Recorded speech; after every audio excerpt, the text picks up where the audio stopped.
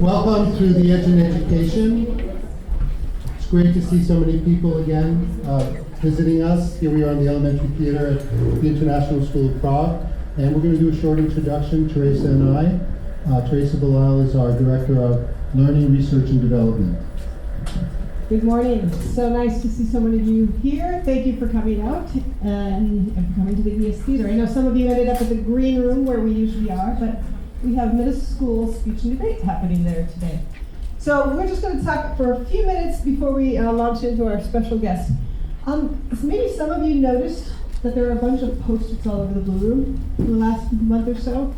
Anybody read any communication about what that is or know what that's about? Anybody? Okay, you're going to depress me, but that's okay. Yes, Hannah, thank you. The architectural work. Okay, so that's part of it, right. It's what we're doing is we're really trying to self-examine ISP and really look forward where we're going as a school. So what we're looking at for ISP 2020 has two key strands. So we're trying to bring those strands together. The first strand is what we call strategy. Most schools do strategic development, and we are trying to do it in a more dynamic, design thinking sort of way. And so we've been collecting loads and loads of evidence. How is the learning working in terms from a parent point of view, from a student point of view, from a teacher's point of view? And then, so we've been collecting loads and loads of evidence, and then we worked with Ewan McIntosh from Notosh Company, and he helped us over Monday and Tuesday. He drained us, but we worked on trying to synthesize these thousands of pieces of data based on the strategy. And some of this work was already done in June by the leadership team. The leadership team came and did a synthesis of synthesis on Tuesday. This is an ongoing process, and we'll keep you updated, but it's a very exciting process, really to self-examine where we are and where do we want to go as a school. So the second strand is the master planning, as you said, and that's the one that's more tangible for people. We've had the architects on site. But really those go hand in hand. We need to look at where we're at for learning and where we're going to create space that matches that vision for learning. So we're intertwining the evidence gathered from both of those evidence gathering processes to create a step forward. And on Monday, while your children are enjoying a day of relaxation, we will be here, and a lot of it will be the architects coming back to share the synthesis of what they heard from the students, faculty, and parents. And we'll share some synthesis of how far we've gotten along with synthesizing the data for the strategy work. So very exciting indeed, and a dynamic, challenging process as we go through. We'll keep you posted.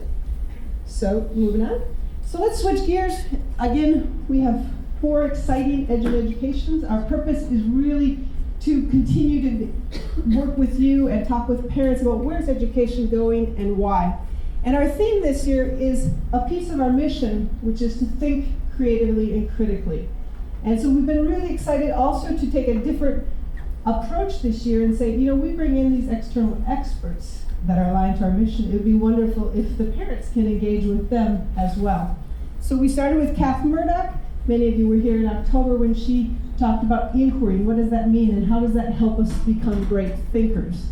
And today we're thrilled to have Danny Gregory. Thanks to Jay and Petr Dimitrov, our middle school art teacher. They did all the legwork in bringing Danny. He's been working with both students and staff all week long. And I think you're going to love this time and really how critical it is to create creative thinkers. And he'll talk more about that. And then in the second half of the year, we have Mark Church coming in, and he's part of Project Zero out of Harvard. And he will be talking about how do we develop cultures of thinking. And very excited to work with him. And then in April, we'll be doing design thinking. We don't know who will be doing that. We may try to, if it works out for you and McIntosh's schedule, to have it then, but we'll play it by ear. We'll find some. We also have Liz, a resident expert in design thinking, so we may bring her in. So it's a big year about how can we develop great thinkers to think creatively and critically. And so I'll pass it to Ernie. Thanks, Teresa. So, as we always do, because we're a mission-driven school, we want to tie in this kind of work to the mission. Everything that we do is tied to what we're trying to achieve for our community and for your children, my children, in helping them get ready for the future. So, the mission is broken up into 3 parts. It's the why, it's the how, and the what. And today we want to highlight, as Teresa said, that ISP empowers learners to think critically and creatively. And actually, it's not today only, something we do all the time, but it's also the theme of this in education this year. And I think it's really important to remember that you can't really have one without the other, and I think you're going to hear that echoed in what Danny talks about. You can't think creatively without thinking critically, because creative thinking requires us to think deeply about things, and maybe think about things in different ways. Right now, over on the other side of school, which I ran from, getting a lot of exercise this morning, we have the middle schoolers from CISA participating in speech and debate. And actually what I said to them when I welcomed them was exactly that it's not enough to think about what you were coached to do and how to score points, that they need to listen to each other and they need to really think deeply about what they're hearing as opposed to just thinking about what they're going to say next. And that's a very important skill. But today we're talking about critical and creative thinking. So just to get us started, I chose two quotes. The first one is from Dan Pink. He wrote a book called A Whole New Mind a while ago, which was, that created a lot of interest. And this quote is about the world that we're living in and moving into. The future belongs to creators and empathizers, pattern recognizers and meaning makers. These people will now reap society's richest rewards and share in its greatest joys. There's a shift going on in the world, and that creativity and that deep thinking is going to be more and more important. And the second quote is from someone that many of us have seen on TED Talks, and he's written many books as well, Ken Robinson, and he talks a lot about creativity. In fact, he has a whole theme called How Schools Kill Creativity. And we hope ISP is an environment where the opposite happens. And he said, creativity is as important as literacy and numeracy. And I actually think people understand that creativity is important. They just don't understand what it is. And that is a great topic for schools. What is creativity? How do we teach it? How do you learn to be creative? What does that mean? I think we're going to hear about that as well. So, speaking of creativity, this is off of Danny's website. I'm a creative guy who makes all sorts of things. So we're going to hear from this creative guy.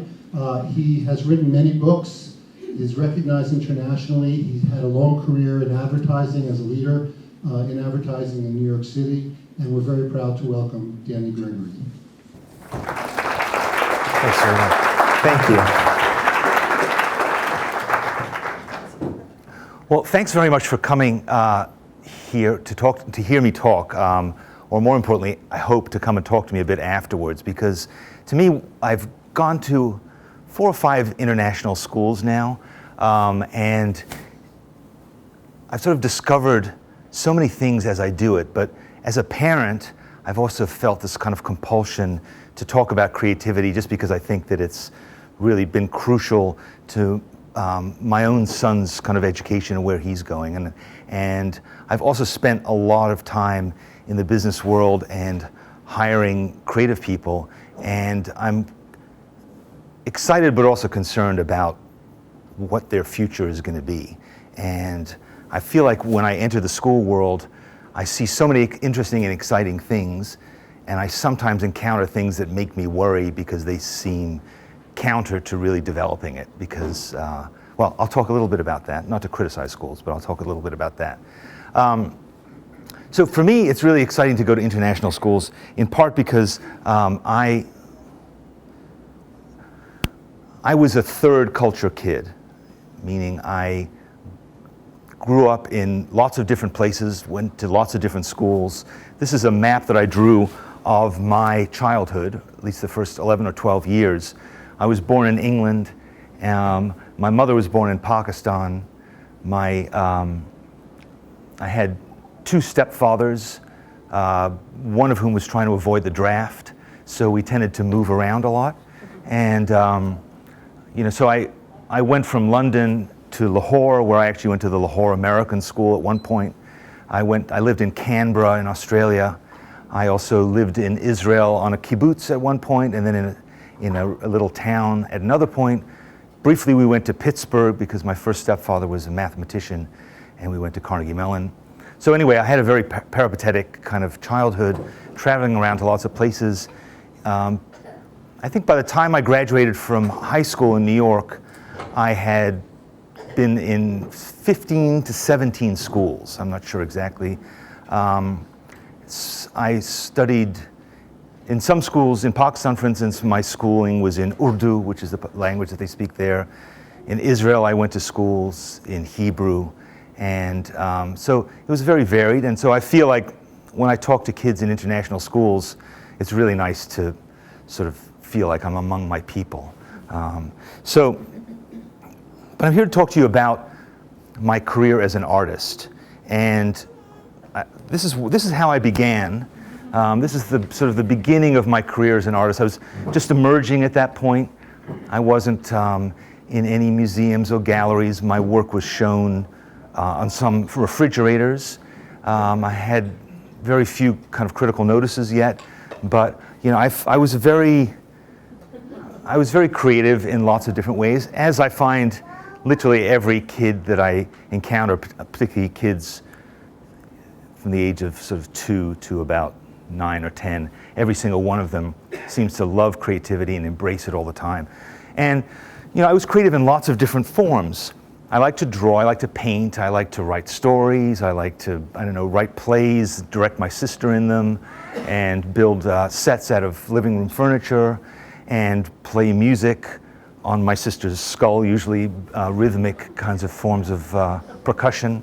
You know, but my art was an opportunity to create new worlds and to invent new things. It was also an opportunity to express myself, and a lot of times to express myself in ways that weren't verbal, to talk about how I felt about the world, to express kind of the inner person of me. Yes, she relates to it, good. But also I lived in a creative environment, a creative community really. Everybody who I knew, even the people who were going to grow up to become, you know, accountants and periodontists and so forth, were all at that age creative. And there was no critical kind of discussion going on. Everybody was happy to be making the things that they did. Nobody questioned whether they had talent. People just made stuff, and they also weren't particularly connected to it. If you'd made a drawing and you were done with it, you know, you didn't care whether it was hung on the fridge or thrown away or put in a scrapbook. It was just an opportunity to make more stuff. And so making and making and making was kind of the culture that all of us had, regardless of what we were going to become as adults, when maybe our attitude towards such things was going to shift. But you know, it was a utopian time from that point of view, was to be creative all the time and not to judge oneself. Here I am around the time that my career as an artist started to wane. As you can see, my mother was still cutting my hair.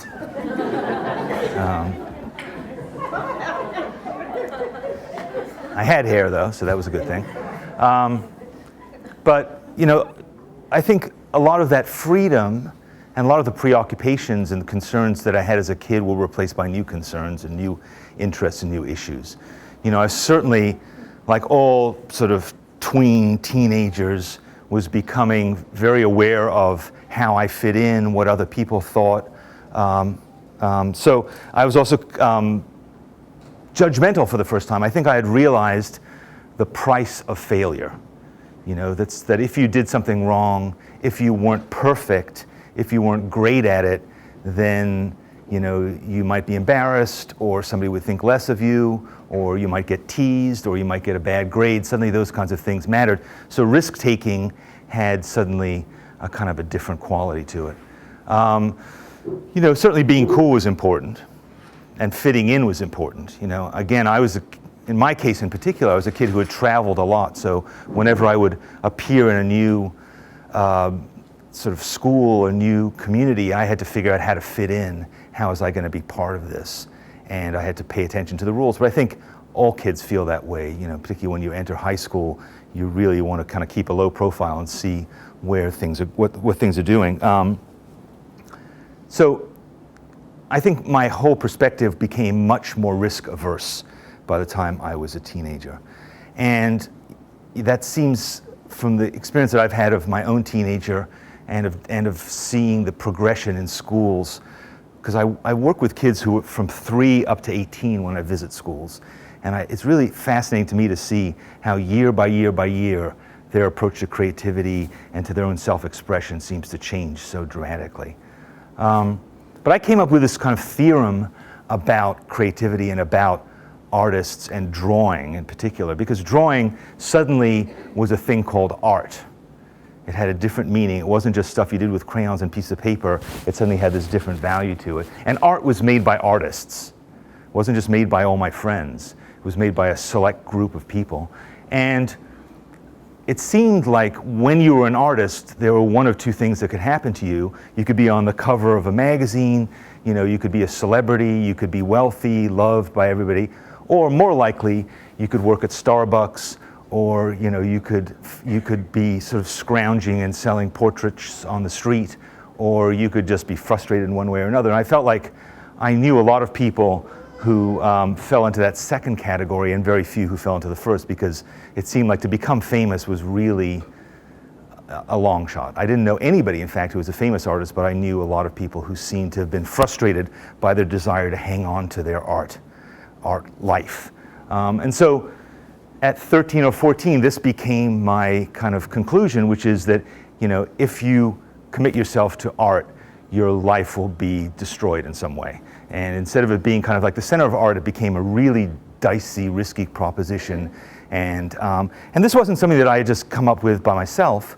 I think it was something that I saw in our culture, I saw all around me, in examples of how people talked about creativity. Around that time when I was in high school, this movie came out, Amadeus, maybe you remember it, it's a life of Mozart. And Mozart was obviously incredibly productive, but as this movie showed us, he was also an irresponsible child, like so many artists seem to be. He was, he was productive, it's true, but he had this advantage, which was that God was dictating music to him, and all he had to do was write it down. His biggest challenge was using a quill, but other than that, he was wildly successful, and it was super easy. But despite all that, what happened to Mozart? He died when he was 35, penniless, in an unmarked grave. So, that was kind of a sad coda to his life. Or this guy, everybody knows about Vincent van Gogh, but what do we know about him? We know that he never sold a painting. We know that he was crazy. We know that he cut off his ear. And we know that he shot himself in the wheat field. So again, another artist, famous artist, great artist, crazy, weird, failure. Jackson Pollock, again, another major famous artist of the 20th century. And what do we know about Jackson Pollock? We know that he also seemed to be quite crazy. He was an alcoholic. He also killed himself. He, in fact, killed himself in a car with a woman who died as well. So he was a suicide and a murderer. And also, his art was, well, any 4-year-old could make a Jackson Pollock painting, as we all know. So he was a con man as well. So that was, again, what I was learning about art history. And then just in general, there just seemed to be a lot of kind of, art often seemed to be confusing. Modern art seemed to be confusing, seemed to be based on trickery and not on skill. They just, in general, I came across a lot of discussion about how, art was perhaps not a legitimate and straightforward proposition. And finally, there's the bohemian life, which is, that you go to Paris and you live in a garret and you sell, a couple of sketches in the street, and you live with your syphilitic girlfriend who's also your model, and she's dying of consumption. You've probably seen the opera. And then eventually, you die at the age of, in your 20s too. So I came to realize, in my all-knowing, as we know teenagers know everything, I realized that it was probably better to, study political science, which is what I did, not go to art school, and kind of give up on art altogether. And, so for the rest of my, young adult career, I wasn't an artist in any way. I was I went to college. I wrote a thesis. I was, successful by all accounts at that, but I didn't make art anymore. And I wasn't interested in it, and I was worried about kind of creative tendencies that I might have. Eventually I did channel those creative impulses into advertising.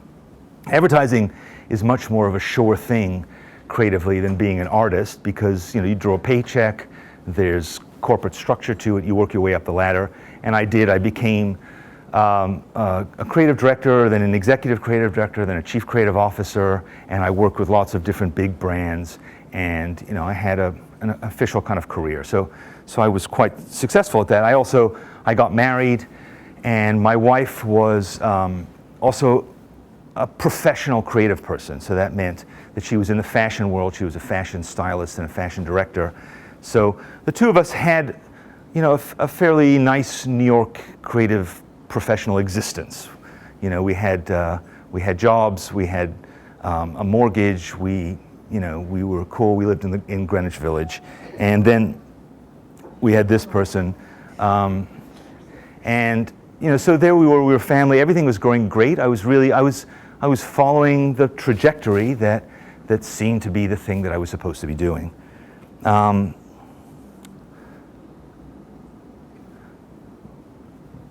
June 9th was a fairly warm day for early June in New York, and I was going to a commercial shoot, photography shoot for an international campaign for IBM. And so I'm shooting pictures with a photographer. My son is with his babysitter. He was 9 months old. And Pattee was working on a shoot uptown for a magazine. They were doing a shoot about weddings. And so she had a big wedding cake in a box that she was taking with her uptown subway. She went to the Christopher Street station of the subway in the Village on 9th Street. She went down and she was waiting for the train. And for some reason that was never clear at the time or even after, she suddenly felt dizzy and she fell onto the tracks. And when she fell onto the tracks, the number 1 train rolled in and 3 cars rolled over her. And her back was broken, her spinal cord was crushed, and for the rest of her life, she was a paraplegic in a wheelchair. So suddenly, everything had really changed from 1 minute to the next. Pattee spent the next 2 months, first in St. Vincent's Hospital, then in Mount Sinai, having operations, being rehabbed, getting her strength back, and then learning how to live this new life. And when she was done with that process, she came home. Meanwhile, Jack, my son, had taken his first steps in her hospital room. And so she came back to our apartment, and she was ready to get on with her life. Pattee was a very determined person, very optimistic and resilient, creative person. So she wanted to get on with her life. She wanted to work again. She wanted to be a mom. She wanted to be a person with a place in the world. And so that's what she did. She really worked at it. She had a whole new life that she had to start. And she had to figure out what was it like to live in a wheelchair, what was it like to think of herself in a really different way. And she, again, had been in the fashion business, which is an industry that's very much about appearance and beauty and strength and so forth. So she had to kind of find her way through that. She figured out how to be a mother in a wheelchair at a time when it was very, very difficult. This was really at the dawn of the internet, so that finding information was very difficult when it came to linking up with other people in the situation. But so she spent a lot of time kind of figuring that out and trying to work that through. So meanwhile, I wasn't quite doing quite as well as she was, because for me, things were a lot less clear. And I spent a lot of time kind of living in this place. We didn't know anybody else who's in a wheelchair. We didn't know anybody else who'd gone through what we were going through. I was living in a kind of a dark place, and that dark place was really this place that I was imagining, trying to figure out what would the future be like? How could we possibly live this way? What about all the things that we were supposed to be doing? What about all the plans that we had made? What would become of all those things? Spent a lot of time dithering through that, cycling through all these possible scenarios based on really very little information, but also thinking about myself sort of in a kind of a metaphysical way as well. Why am I here now? Suddenly that had changed. It was no longer just sort of climbing the corporate ladder and paying my mortgage. How could this have happened also? What was the motivation behind this? Is there some grand lesson in it? What is it all about? Is the world suddenly a super bleak place? What is of value? How do I understand, my place in it? And really, what is going to lead me forward? What am I going to do with myself? What is my purpose? Am I just, I don't know. A lot of things that, I don't know, maybe all of us think about, but these things kind of came very much to the forefront. And I don't know how useful this thinking was, but, it was kind of overwhelming me for the first year or two after Pattee got out of the hospital. So one of the things I did is I started writing in journals and, every morning getting up and writing page after page of these kind of obsessive thoughts, trying to work through this, trying to understand it better. And, but I would find that the more I would write about it, again, because I was just living in this cycle, it was just kind of re-grinding up these same thoughts and spitting them back out at me. There were no solutions coming out of it. There was just, contemplation and, anxiety. Well, one evening actually, I felt this kind of thought, feeling that I should go to the bathroom and I should take a chair with me and a sketchbook and a pen. And I went in and I opened the medicine cabinet in my bathroom and I started to draw an outline of the shapes of the things that were on the top shelf. It was, again, really something I hadn't done, thinking about drawing, in decades. And now suddenly I felt this kind of interest in doing this. So I slowly drew the outlines of all these different boxes and bottles and shapes, and then I went back in and I drew some of the details of the things that were there as well. And I found that when I did this, for the first time, I felt anchored. I felt my mind cleared. I felt like I was okay. I felt like my brain had a spa day, that it had its wrinkles massaged, that I was kind of steamed from within, and I felt relaxed. It wasn't a real sort of religious epiphany. The angels didn't come down and the floor didn't crack open, but I felt like I was okay. I was here. I was now. I think that was another part of it. Just being present in this moment here and now, as opposed to living here in this kind of bleak future. And the next night, it's a little hard to see, but the next night I sat down and Pattee was sitting on the couch and I just started to do the same thing, to draw her. And, I looked at her and I drew this, again, with no real thinking about it being a drawing, that would hang on the wall, that was, a portrait. It was just really to look at her and to be connected to her. And in that time that I spent sitting and drawing her, I saw her differently than I'd seen her since June 9th. I saw her as this person who, I'd fallen in love with, this person who was my best friend, this person who was, a crucial part of my life, and no longer as this wheelchair or person or this problem to solve. It was just Pattee, and this drawing really kind of put me there. So that was really important, obviously, because it changed how I kind of proceeded from there, because I felt connected. And I started to just draw things. I would just carry a sketchbook around with me in order to have that experience again. It wasn't in order to get good at drawing. It wasn't in order to, feel, like I was on an artistic career. It was just to have that same feeling of peace and connectedness again and again. And I just started to draw really kind of anything. So I would draw, the stuff in my pantry or the clutter on top of Pattee's desk. Pattee often accumulated a lot of clutter.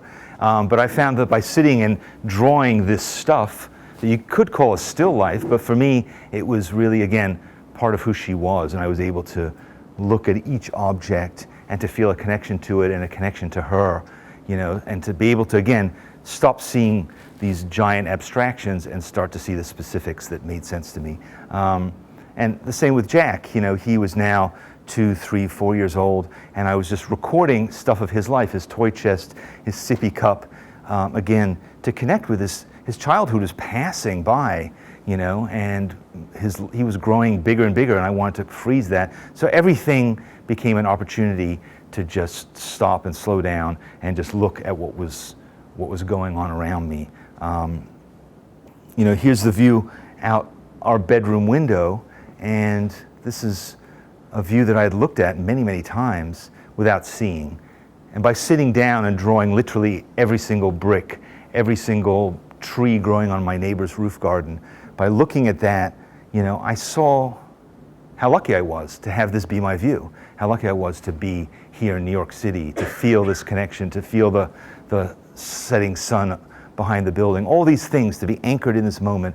This drawing allowed me for 45 minutes of drawing it to feel that connection, to see things in my neighborhood, that I pass by all the time. Like this building, I had never really noticed until this bird flew past me really low and flew up on that rooftop, and I turned to look at it. And I looked at that rooftop and I thought, Edward Hopper, or I just thought about what was it like when that building was built. And so I started to notice all these things around me because I was drawing them and contemplating them. This is another house that I lived in. This was, at one point I moved to Los Angeles years later, and I'd moved to this brand new place, and I wanted to understand it. So I did a painting of my new street that I was living in. And this is a painting that was 11 feet long, and I really kind of studied it and understood this new neighborhood that I was going in. I now had the tools to figure out how to be a part of this world that I was in, and to see the beauty in my life. But not to do a drawing like this. This is not a still life in the traditional art sense of the word. These are peonies. Pattee and I met on June 16th, 1986. We were married on June 16th, 1991. That early June is when peonies come out. So for that 2 or 3 week period, there are peonies, and there aren't any other time of year. To me, peonies are these fragile, really beautiful flowers, but they're only around for a little while. So every time peonies come, we would get them. I would buy them for Pattee for our anniversary, and I would draw them to capture that, because this drawing isn't going to go away. This drawing lasts, but those peonies go away. Thinking about money is such an abstraction, right? But money is an important part of everybody's life.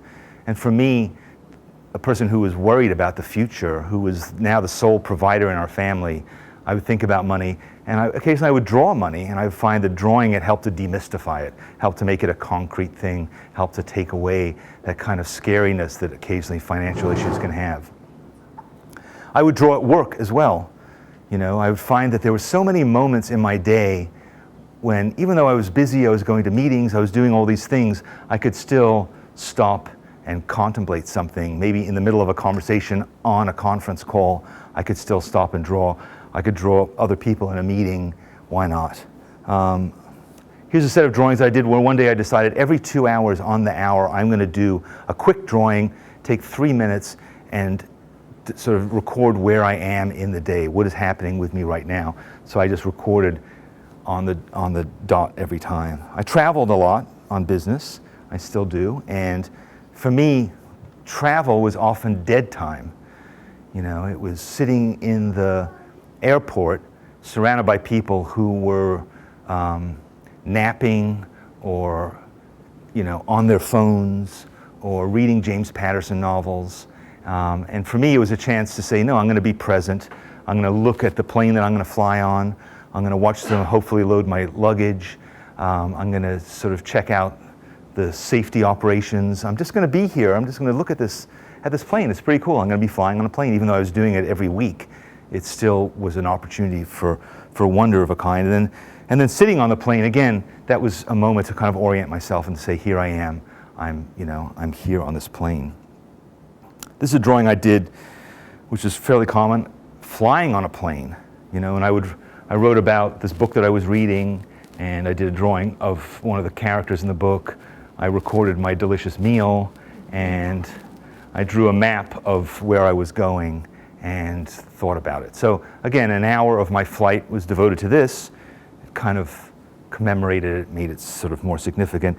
This is another plane drawing, drawing the view out the window as it comes and slices underneath the plane, and I look out and I see a bit of Kansas and a bit of, Iowa and so forth. So these are the slices that appeared, and I just recorded those until when I was done with the last one, I was home. I like to draw maps. This is a map from a trip that I took across country. We drove from Los Angeles to New York, and these are all the places we went. These are how far we went, how much gas we got. Everything is there recorded. Traveling to different places, I would find that drawing was a great way to understand this new place, to kind of commemorate my experience there. This is in Rome. Walking, I did a lot of drawing in Rome. I was there for about 3 weeks on a TV shoot. A lot of times I would go to locations on TV shoots, and I was just, involved with the business of being there. Going to meetings, going to the shoot, talking to my colleagues, wondering where we were going to have our next meal, staying out late, having drinks in the bar. But now I found that drawing helped me to realize, hold on, you're in Rome. How about acknowledging that? But it didn't all mean going to famous sites, which I did some of, but this was the sign on top of a building for an old newspaper, so I drew that sign and thought about that. When I went to Bangkok for an oil company, I spent a lot of time drawing the different pagodas in between the meetings I was going to. This is also in Italy. This is sitting on the beach. Instead of just sunbathing, I would also do drawings and write about what I was seeing.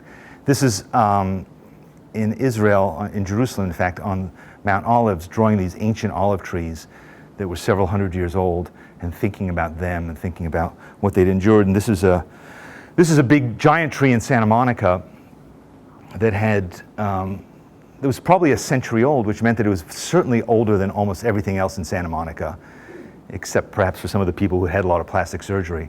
But I thought a lot about this tree because it was so vast and so healthy and beautiful, and clearly, it had been allowed to flourish. It hadn't been bulldozed like I'm sure a lot of other trees were, and I just sort of spent some time thinking about that. These are fish in a pond in Kuala Lumpur, but for me also, my journal, my sketchbooks were also an opportunity to kind of check in with myself periodically, to think about my internal state without getting too abstract about it. And to do occasional drawings of myself, because I started to find that the more I drew myself, the more it changed and varied. Because not only was I different, but not only did I look different perhaps, but I also felt different, and as an artist I was different. This was part of my ongoing battle with hypochondria. It's now in remission, but here were the opportunities to kind of do self-diagnosis and to write down all the different things that were wrong with me, and sort of see what a miracle it was that I was still alive.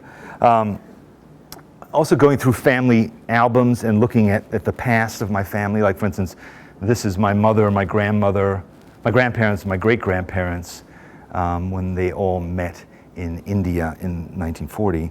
Or this is my in-laws. So again, drawing was a way of getting deeper into these memories, to record them, to think about them. But I started to find, and this is stuff that I've been talking to kids here at the school about, that it wasn't just a matter of like, oh, I have a spare moment, let me open my sketchbook and draw something. That's how it began. But I found over time that I wanted to learn more about things around me. And I wanted to start to use my journal to investigate things, to go deeper, to find connections between things, to understand things better, to give myself assignments almost like a journalist would get assignments. I mean, in some ways I was a journalist, right? So, for instance, here is a drawing I did in Beijing. When I was in Beijing, they had, the week that I was there, they outlawed three-wheeled motorized vehicles. And it was a huge blow to the people of Beijing, because most of them couldn't afford cars, but these vehicles were causing too much pollution, and from one day to the next, the party decided that they were no longer allowed. So I decided to go around and draw all the weird permutations and variations there were of these kinds of three-wheeled vehicles, and to write a little bit about them, going back to the days of the rickshaw. I also noticed in Beijing how much stuff people did out in the street. People were taking dance lessons in the street, they're exercising in the street, practicing calligraphy on the sidewalk with big brooms with sponge tips, hanging out with their grandchildren a lot, doing aerobic walking while smoking. All kinds of things are going on. So I thought that's interesting. They're living, the street is part of their environment, and that's sort of interesting to watch. Here's a drawing that I did while I was having a cup of coffee and thinking about all the different forces that came to bear to bring this cup of coffee to me, all the different global issues and locations where the water came from upstate New York and the sugar came from Louisiana and the metal from the spoon came from South Africa. Thinking about how all those forces came together to make this cup of coffee for me. So kind of unspooling that. Or this is a series of drawings I did when one day I walked down my street and I saw how much stuff had been thrown away. Stuff that at first blush looked pretty decent, and thinking about all these chairs and microwaves and toys and stuff like that that had once been prized possessions. Somebody had been excited to buy them once, and now they were in the street. So I kind of wrote about them and thought about what was their story. This is a series of drawings I did of people who work in booths. Newsstand, coffee booth, subway, token dispenser, and a parking lot. And again, an opportunity to connect, because I would do this drawing and then I would go and talk to the people who worked in the booth and show them the drawing and talk to them about what was it like to work in a booth. I worked in an office, but most of the people who I worked with worked in a cubicle, so it really wasn't that different in a way. Or taking something like this, orange soda, there's so many variations on basically this combination of chemicals and water and sugar. So this is just an opportunity to kind of investigate that. Or this is at the Country Music Hall of Fame in Nashville, where I decided to examine the necks of all the stringed instruments that were there. Or this phenomenon, I don't know if it's here in Prague, but animals being dressed up. You see a lot of it. Sometimes it's necessary because they have short hair, but as I write up here, unlike people, most dogs look better naked. So that was my conclusion from that. This is a drawing I did about fishing in New York. All the different ways in which people fish. Surprising, Manhattan, not the kind of place you'd think of as a fishing spot, but there are over 300 species of fish now living in the Hudson right next to us. And there are fishermen all up and down the edges of it. There are people fishing in Central Park. There are people fishing for change out of subway grates. And I decided to kind of go through and do all that. And in the process came to realize that Manhattan is a fish-shaped thing too. And so that's what this drawing became. Here's another drawing from my past. This is me and my best friend Ali when I was 2. And I started writing about what it was like to travel on a plane when I was a kid, and what an incredibly different thing it is than traveling on a plane now, when people used to get dressed up and I remember getting dressed up and wearing a jacket and a tie when I was 4 or 5 years old to go on a plane. It was a really different experience. I also use my sketchbook to write about artists or authors or things that I've read, and to kind of mull deeper into them to commemorate that. This is a drawing I did from a series where I went around and met all the homeless people in my neighborhood, and I interviewed them. I bought them lunch. I talked to them about how they come to be here, what was their story, and did a portrait of each one. This is thinking about waves on the beach, how they break, how they work, how they function. They're really, really difficult things to draw. Da Vinci struggled with them also, so I felt okay about it. But the more you watch them, the more you think about them, the more you start to understand and to kind of get what's going on, how things are moving. So anyway, so I've filled lots and lots of these sketchbooks over the years. There's, I don't know how many there are now, but I have several big cupboards like this full of these sketchbooks. And over time, these things became books, and I published a bunch of books based on things that I had figured out from the stories that came out of my sketchbooks. And I created this thing called sketchbookschool.com, which is a website really to talk to people about illustrated journaling, to bring in other artists who also have kind of made this discovery that I have, and to share. We've got, I think there's 15,000 people have taken these classes now to learn about this and to make this part of their lives. And I find with a lot of people, when they start doing it, they have a lot of struggle with the fact that they can't draw and everything, they're terrible and they're untalented, blah, blah, blah. But then they get to a point where they start to realize how fun it is, how how informative it is, how it enriches their lives. So anyway, so I became like enormously famous as a person. Not really, but the thing I've been thinking about a lot over these years is that feeling that I had when I was 11 or 12, that theorem that I came to about art, and how distorted our feelings about art have become. We think of art as this thing that's made by a certain select group of people, professional artists, and there's certain forms that it can take, landscapes and still lifes and things like that, or the perplexing aspects of contemporary art that I think can baffle you if you don't know where they're coming from. And but a lot of it is about the fact that art in the end is a business. Art is an industry. It is like so many other industries. It has its own jargon. It has its own hierarchy. It has walls around it, because for art to be successful as an industry, it needs to have scarcity. It needs to have limits. And so therefore, if everybody was an artist, that would kind of screw things up. So there certainly are paths you're supposed to take to become an artist. You're supposed to go to art school, and then to graduate school, and then you're supposed to be signed up with a gallery, and you have a series of progressions that you're supposed to make. But art is, in so many ways, what I call art with a capital A, is commercial. It is a product. It is something to be bought and sold. It's something to be put into museums so tickets can be sold. There's a lot of rules around it, and in a lot of ways, that's a limitation. It's also something that makes it available to some people, but not necessarily to all people. That may be literally true, where you can't buy a painting or you can't afford to go in a museum, but also when you do you understand what's going on? Are you getting the message of it, or does it have a language and a code to it that you have to be able to explain? And is that what art is about? Is it about this sort of priesthood and this closed world, or is it something that's really for all of us? And I think art making is interesting because it's something that we all started by doing. Every single one of us. When I go and talk to kindergartners, first grade, second grade, I say, who here doesn't like to draw? And not a hand goes up. They're all really, really excited to draw.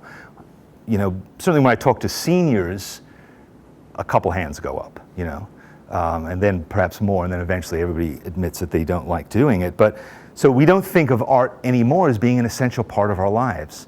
We don't think of it as an essential skill. We think of it as a skill reserved for professionals, and to be appreciated perhaps mostly by people who have certain knowledge, But imagine if that was true of cooking. Imagine if we thought that, to be able to cook, you'd have to have a 4-star restaurant. To be able to cook, you'd have to go to a culinary institute, and you'd have to spend years apprenticing, working for a master chef, and eventually you would be able to cook and open a restaurant. We don't, though. We think of cooking as, I can make a grilled cheese sandwich. I can make an omelet, I can make a burger. Why can't we think of art, or a certain part of art, certain aspect of art, as being the equivalent of, heating up a can of soup? There could be that as part of our lives, so we could still get that nourishment that we get from art without feeling incapable, without feeling untalented, without feeling untutored, unskilled, all those kinds of things. Similarly with driving, imagine if this is the only way we thought about driving, but it's not. It's a skill. You have to spend a little bit of time. You have to go to driver's ed when you're 16. You learn some basics, and then you do it every day, and it becomes second nature. There's really no reason that drawing, in fact, drawing, you don't actually need drawer's ed, because you come with that ed. You already know how to do it. So, but the problem is it's not a habit. It doesn't seem to fit into our lives. Imagine if you felt like you couldn't sing in the shower unless you'd had years of training and an enormous audience. It'd be fairly limiting. So the fact is, art is in this special world that I think is a problem. So I've come up with this what I call art with a small a, which is to say you can make art just a record of, I don't know, what a slice of bacon looks like before and after you cook it. It doesn't have to be more profound than that, you know. There's really no limit to what your subject matter can be. You know, you can really do a drawing of anything, perfectly valid. Don't like it, turn the page, do something else. It's not a big deal. This is an intense investigation of a piece of toast that I did recently. You know, so again, it's nothing special, but it can still be beautiful. It can still be something ennobling. And you know, you may do 500 lousy drawings, and then you may do one that seems really magical, but that doesn't mean that there wasn't a purpose in those other ones. They all add up, you know. So this is a friend of mine brought his daughter to my house. She was 2. She would not stop drawing the entire time she was there. You know, she was mad about it. She was really obsessed with it. So she was using art, as I'm sure your kids do, to understand the world around them. So this is kind of some thought on the importance of having art be part of your world, is that it helps you to see that world that you live in. It is not a special commodity to be bought and sold. Now, the next part of this, I just want to rant a little bit about why I think this is so important, not just because of the pleasures that it brought me, but why I think it's still relevant to everybody, and especially to kids. You know, this is my son Jack, when he was about 4 or 5, but my son ultimately, he loved drawing so much that he kept doing it and doing it and doing it. And then he applied to art school, and this is a bicycle that he did this is when he was a junior in high school, I think. He was doing a lot of these kinds of drawings. He was making phone cases for his friends, you know, and here he is now with a beard, mysteriously. Jack is now a senior in college. And when he first applied to art school, and we first talked about it, I thought, you know, what a lot of people do. I remember after he got into art school, being in the elevator, and one of my neighbors said, "So, did Jack get into school?" And I said, "Yeah, he's going to RISD." And she said, "Oh, are you all right?" And I thought, okay, your son graduated 3 years ago and he's still living with you, so so back off. But you know, when he first started thinking about applying to art school, and he was a good student. I mean, it wasn't like he was a weird kind of emo kid who, you know, had nose rings and no real future. He was a successful student, but you know, I felt like, I said to him, most people aren't really good at one particular thing, and most people aren't really passionate about any particular thing. I said, you're both good and passionate about this thing. So I'm not going to convince you to not do that. I'm not going to convince you to go and be an English major or history major because it seems safer. You know, I think that you should do something that you're really good at. I think that you should concentrate on that. But regardless, you know, just before he, after he got in, we went to RISD to kind of do a tour. And we were touring the graduate furniture design department. And I met a guy who was a teacher there, graduate professor of furniture design. I said to him, so what happens if you have a graduate degree in furniture design from RISD? You know, these kids had made like beautiful zebra wood coffee tables that moved and oscillated like the ocean. I mean, incredible things. I said, what happens? Do you go and get a job at IKEA? You know, do you go and like have a cabin in Vermont and sell a coffee table every year? And he said, that's not really the way to look at it. He said, you know, basically everybody who's coming here is learning the same thing. And what that thing is how to be a creative person, how to be a creative person in the world. And that means thinking of ideas, how to think of ideas, and then how to develop your ideas, and how to talk about your ideas, and how to present your ideas, and how to get other people to work with you on your ideas, and how you can work with them on their ideas. And that essential skill, it doesn't matter if you're going to be a jewelry designer, or if you're studying ceramics, or you're a filmmaker, all those things are going to be really important. He said, but they're also going to be important if you're not going to end up doing any of those things. He said, but we have lots of different departments because it's really hard to learn those skills. It takes a lot of work. And to do that work, you have to do something you care about, something you're passionate about. So you better be sure that that's the thing you want to spend 4, 6, 8 years doing, so that you can learn this one lesson, how to live creatively, you know? And I felt, okay, so when Jack graduates from college and he starts thinking about earning a living, isn't that what I want him to do? You know, when I think about when I graduated from college, this guy was the #1 CEO in America, right? His name's Jack Welch. He was the CEO of General Electric. And, you know, he was known for these things. He had worked at GE his whole life, as did most of the people at GE at that point. They were a manufacturing company. His big thing was Six Sigma, which was about refining and polishing the process of manufacturing, making it more and more efficient, because that's what big companies did. They made the same widgets they'd always made, but they just made them better and cheaper.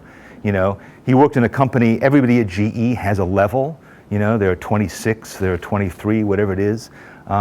You know, and he knew from when I think he was an engineer, he knew what his career path was going to be all the way until he retired. Well, he retired in disgrace because he had an affair with some coworker, but nonetheless, that wasn't part of the plan, you know. But I think his loyalty to GE was you know, and he was saying to his workers, if you're loyal, if you work hard, if you continue, you'll be here for decades. Well, you know, who's the guy now, right? It's a very different person who doesn't have any of those preoccupations. Well, he's dead also, but he doesn't have any of those preoccupations, or this guy, you know, or even this guy.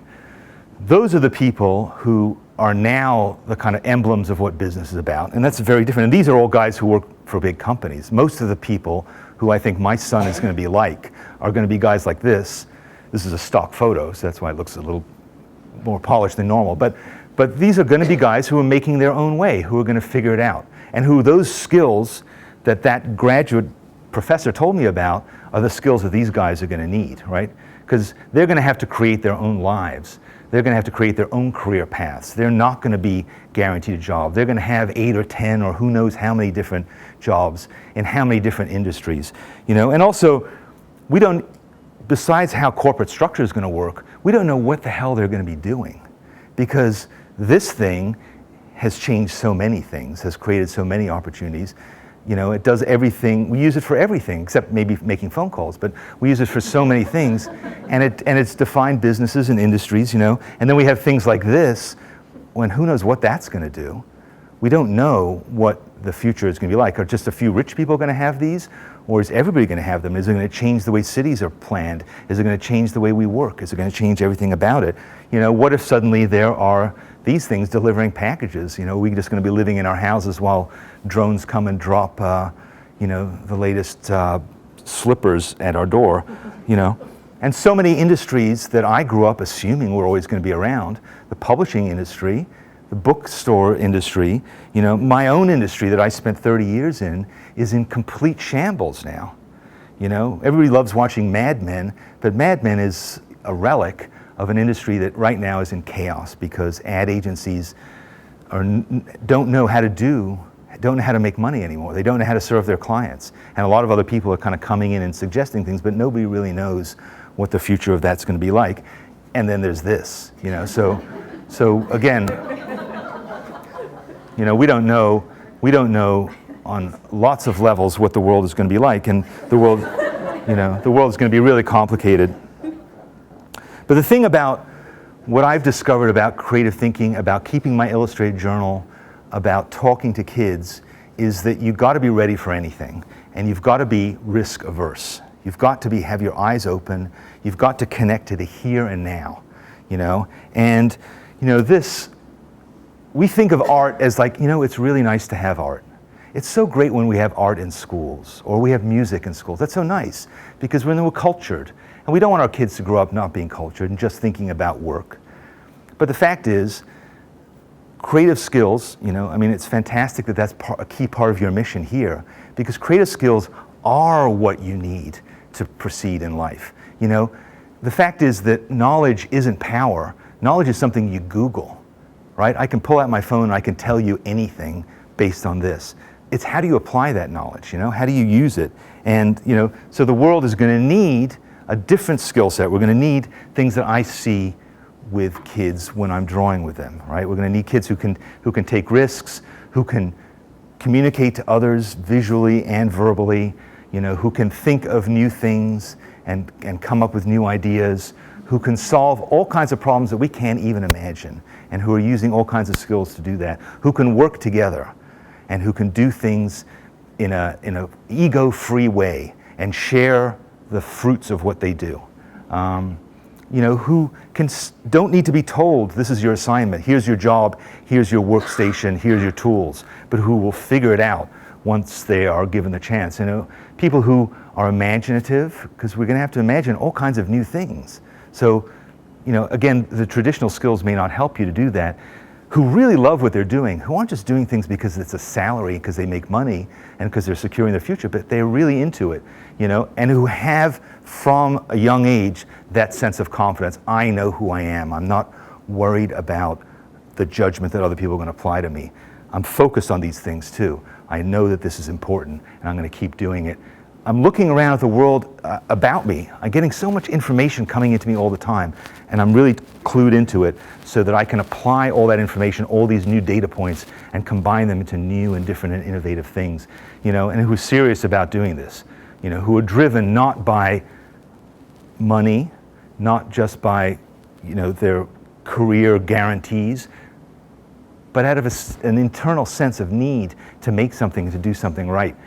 And in the end, who aren't perfectionists, but who are willing to fail, who are okay with failure, who understand their limits, and who are willing to stretch and grow, and who are willing to see other people as human beings. I think that that's so crucial, and I think it's so great that you see that in kids, that you judge people by how you interact with them, not by where they came from, or what their bodies look like, or what their sexual orientation is, or their color of their skin, but all these other different things, And creativity. So again, when I think back to where I started talking about Mozart and Van Gogh, those ideas that creative people are wacky, creative people have blue hair, creative people have nose rings, it's nonsense. Everybody is creative. Everybody who's 4 years old is creative. Every adult is creative. And we've got to stop siloing that creativity and acting as if it's a special class that needs to be treated in a particular way. All we know about the future is that it will be different, and we have to prepare our kids to respond creatively to it. We don't know what it's going to be like. Knowledge is not sufficient. It has to be skills that are innate and that are part of who we are. So that's my screed. Thanks very much.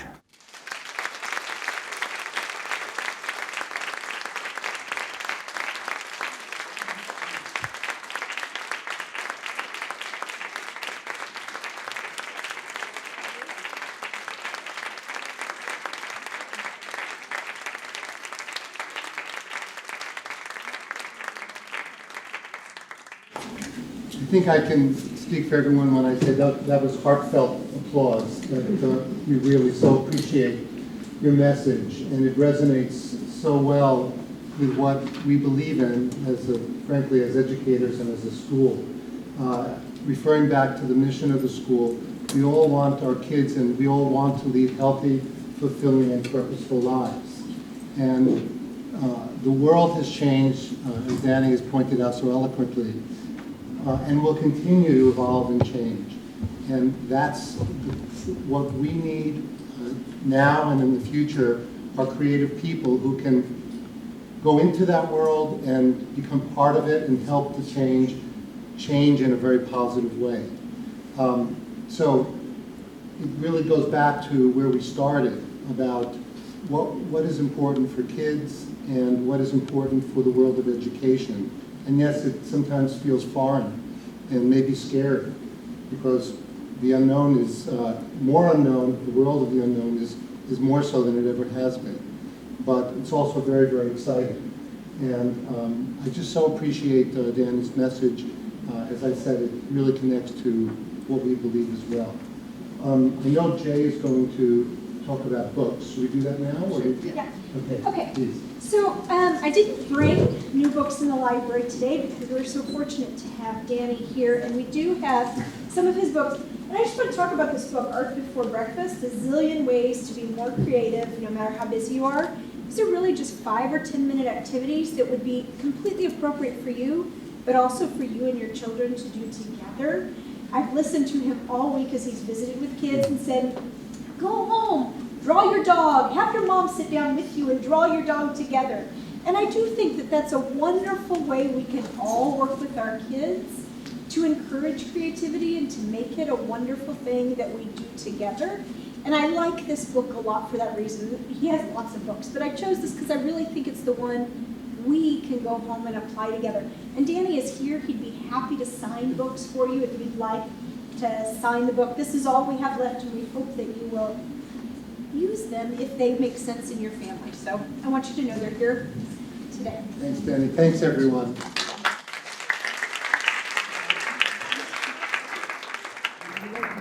Questions from you? Yes, sure, I'd be glad to, yeah. Would anyone like to ask some questions of Danny? Yes. When do you draw? Are you with a group of people and then you say, oops, I'm going to go off and draw? Or do you do it full time now? Or how do you say? You know, I have a sketchbook with me and I open it up and I draw. I don't need to go anywhere. It's not secret. I can just do it where I'm sitting. I just sit in a meeting and I'll draw. I'll have a sketchbook with me while I'm eating breakfast, while I'm sitting in a restaurant, I'll sit down on the sidewalk and I'll draw a building. There's no secret equipment, no outfits you need. You don't need a beret or a baguette or anything like that. You can just pull out a pen and draw. You can draw in the corner of one of your notebook that you have at work. You can draw on a tablecloth. You can draw on a bathroom mirror with a lipstick. In fact, I kind of encourage that in this book, different ways. I show you how you can draw with mustard and ketchup and lots of other things. So, I think it's just a matter of having it as a habit, having it with you. I think all those times when you pull out your phone to check Facebook, if every other time you do that, you did a 3-minute drawing, then you'd be on the road. So it really doesn't take lots of equipment. It takes a pen and a piece of paper, and it doesn't take a lot of time. It can take a minute or two or longer. It depends on how into it you get. So. Is it usually a pen or a pencil? I like to draw with a pen, which has scared a lot of children, because I find that when you draw with a pen, you're committed. You slow down, and also you make mistakes. And when you make mistakes, they take you in interesting directions. If you erase your pencil line and keep going back obsessively, worrying about perfection, that's the thing. The first obstacle I hit with kids is perfectionism. What if it's not right? I had a kid yesterday, we were drawing shoes together. This kid drew a line that was about 1.5 inches long. That was the only thing on his paper. And he said, oh, it's ruined. And I was like, well, okay, let's see where we can go with that. So I like a pen just because we have them and they're easy and you don't need a sharpener even, so, yeah. Yes? Actually, I have a question. I was going to say thank you. I gave this little diary to my daughter, who's 9 years, some time ago. I was like in her room. And yesterday I saw her drawing something. So obviously when she went to sleep, I went to sleep and I called anyway. When I opened it, I really couldn't wait to meet you because she wrote, made by Yasmin, inspired by Gregory. Oh, that's so nice. And then a picture of her dog. That's so nice. That's great. Very nice. Very good. Thank you. Thank you for sharing that with me. Yes. Any other questions? Yes. Have you been to Stavros yet? No. Is that in Prague? It's where Amadeus was filmed. Ah, yes. Yes. Yes. No. So far, what I've seen of Prague is this building. So, but I hope this weekend to get around. So yes. No. I would like to do that. Yes. Thank you. Thanks. Yes. When you were talking about when kids transition from when they're natural artists at a young age and then they start to become preteens and the self-consciousness and worrying about whether there's things, what is your suggestion to help us navigate? I mean, is it just to encourage them to continue drawing or, because I do find that, I find between my kids, one in first grade and one in fourth grade, there's already a big distinction between the one who doesn't care about anything, he's submerged in that natural artist, and the one who used to be like that now has all these other layers. I think there's different levels to it. I think part of it is cultural. Can you create an environment where that's rewarded or even expected? that being creative, making art is part of it. I mean, Petter and I have been working with middle school kids all week, and there's certainly been times where, I mean, we had one class twice, and we were talking about this one kid who the first day was really disruptive about it. 7th grade, I think they were, 7th or 8th grade, questioning and challenging every part of it. You know, why do I need to draw? Why do I need to use a pen? Why are we drawing this? Can I draw something else? All those kinds of things. And then starting to draw and like, I can't do this, and on and on and on. The next time we met, we were all really focused. We were all drawing shoes, in fact. I had everybody take their shoes off, put it on the table, and draw your shoe. This kid didn't make a peep the whole time. He was focused, he did a really great drawing, and he was into it. So it didn't take long for him to have that transition, and part of it, he was there with his peer set. All these other kids the same age, they're all doing it. It's no longer the art kids, the sports kids, the smart kids. It's just part of who you are and part of what you do. So I think you can do that within your family as well. And I think the barrier I often see is teachers are resistant to drawing themselves. Parents are resistant to drawing themselves. So then to expect your kid to suddenly become a wonderful creative person while you know, so I would say try some stuff together, you know, and I think if you can put your kid into the authority position where they're actually bringing out your creativity and they're telling you how to do stuff, I think that would be a great kind of beginning to doing it and kind of building from there. But I think it's also, if you go to a museum, go and sit on the sidewalk and draw. I mean, Prague is full of insane things to draw. Go out and, as a family, spend 20 minutes sitting down and drawing the cathedral like we did last night. That's crazy, really fun, and it's just a thing you did together. And maybe they'll make fun of you, and it will be a thing, you know. So I think that's part of it. It's not a special activity. It's not a required activity. It's just a fun part of life. Yeah. Any other questions? Yes. I would like to ask you if by publishing books gave you the stability you were looking for probably in the beginning when you mentioned that you had doubts if your art is good enough and what is it art itself. So by publishing books and being successful, was the stability you needed, which was the answer that makes sense what you're doing? I could call up my therapist and we could have a longer conversation about this, but no, not necessarily. I think being a creative person really means struggling with doubt your whole life. I think all creative people do. I think artists do in general, wondering, but that fuels you. My next book, which is going to come out in February, is called Shut Your Monkey, and it's about dealing with the inner critic, the voice in your head that's always telling you that you shouldn't be doing these things. And it's particularly intense when you're doing creative things because it's risk-taking and it's breaking down barriers and it's doing new things. So I think it's something you always fight against, but it also fuels you and also pushes you forward. So, you know, I don't think I'll ever feel done. I mean, Picasso never felt like he had to stop. You know, he had plenty of money, but he kept making things. And I think that's partly driven by, you know, anxiety and fear. So unfortunately, that's. Do you sell drawings as well as an art? No, I don't. I draw in books that are a record of my life, and I make books to share. It's not to make a living, you know. It's to make, you know, to tell stories and to share an opportunity. Nobody makes a living out of book selling except for about 6 people in the world. So, yeah. So. Can I invite everyone? You're going to be here for a while, right? Yeah, I'll be here for a while. Continue to talk informally to Danny. Once again, I really want to thank him for his message that we should all live creative lives. And I'm getting first online for a book.